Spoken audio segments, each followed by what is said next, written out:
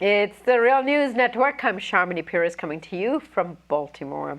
A recent poll conducted by Marketplace Edison Research found that 71% of Americans believe that the economy is, quote, rigged in favor of certain groups, and 69% of the respondents said that Wall Street hurts Americans. There has also been an increase in Americans losing sleep over their financial situation since 2015. So, what exactly is fueling this sense of anxiety and exclusion when it comes to the economy? Joining me now to discuss all of this from Amherst, Massachusetts, is Gerald Epstein. Gerald is co-director of the Political Economy Research Institute and professor of economics at UMass Amherst. Jerry, thank you so much for joining us again. Thanks, Sharmini. So, Jerry, some of these findings are really eye-opening when it comes to public perception about the economy. This poll also stated that 55% of Americans believe that the loss of jobs in manufacturing sector is due to free trade deals and not just regular fluctuations in the marketplace or economy, which indicates a distrust in the economy. Your thoughts? Yes. Well, these numbers are startling. Of course, we've been talking for months now about the disgruntled American voter and how it's playing out in the election and all. But these are some numbers that really put some clarity on this. For years, the Republican Party in particular has been trying to promote this dissatisfaction with the government, but promotion of the corporations and the market is the solution. But I don't think that's going to sell anymore.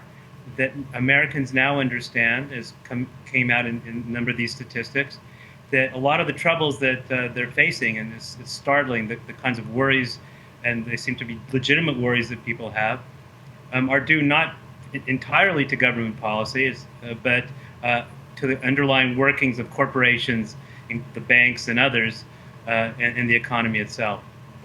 And now the economic downturn that we experienced, or recession we experienced in 2007, 2008, has had long-term implications for a lot of people who are still out of work, and their financial situations getting worse and worse. But when we look at sort of other indicators and what the government is telling us, the economy is back in swing, and things are going well, and unemployment is being reduced. But that's not reflected in this poll. Why?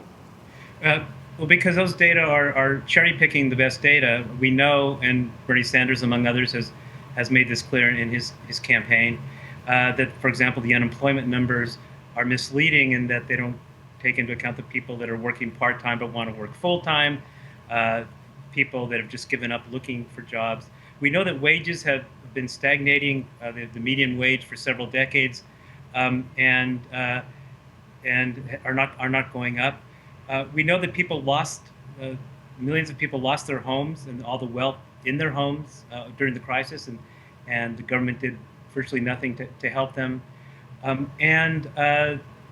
Particularly among the younger people, 24 to 30, 40 years old or so, having terrible times finding jobs that are suitable to their schooling, and also to allow them to pay back their enormous student debts.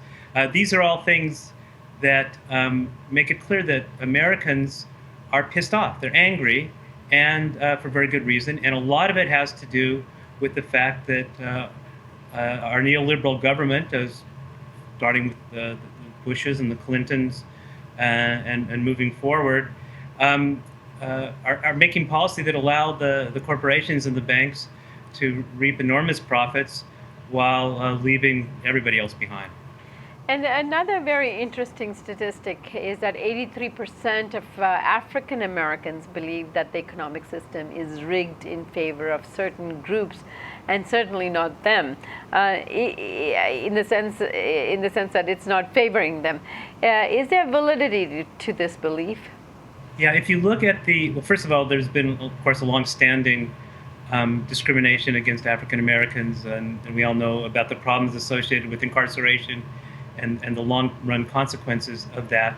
If you look at job opportunities, unemployment is much higher in the African American community. In terms of wealth lost in the housing bust, African Americans who had just, some middle class African Americans who had just begun accumulating some wealth in their homes were disproportionately hurt by that. And in terms of the recovery where it's happened, African Americans and other minorities have not gained as much in the recovery as others. We know that most of the gains in the recovery, in fact, have gone to the top 1%. So yes, I mean, if you look at plus the police violence that we know about, they're absolutely correct that the situation continues to be rigged against them. So in order to bring about some kind of change, those people who are trying to continue the political revolution that Bernie Sanders has started are saying we really have to transform the politics and the policy in the Democratic Party. And there are a lot of people out there with, of course, very important ideas about what needs to be done: raising the minimum wage, cutting back on and forgiving student debt, having a green growth strategy, as my colleagues here at Perry, Bob Pullen, and others have been promoting. All of these kinds of things are required to turn the situation around and reduce the alienation and anger of legitimate alienation and anger of the American public. And it remains to be seen whether the Clinton forces are going to accept this or are going to continue to try to appeal to the corporations and the banks. So, Jerry, people all over the world are really resisting these kinds of neoliberal policies that is now having a physical toll on people's livelihood and the way that they have been living. We see effects of that happening in France with all the labor protests that is going on. They're refusing to have their rights rolled back.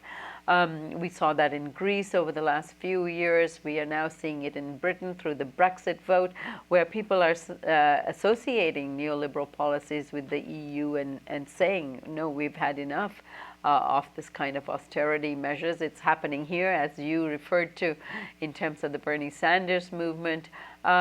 Give us a sense of where all this is going. Part of the problem, though, of course, is, as you know, and you've been doing great coverage about this, that in the European situation and with the Brexit and so forth, it's not only the progressive forces that are trying to mobilize some of this dissatisfaction and use it in ways that would help the people who are being injured, but of course the right-wing forces are trying to manipulate this kind of dissatisfaction.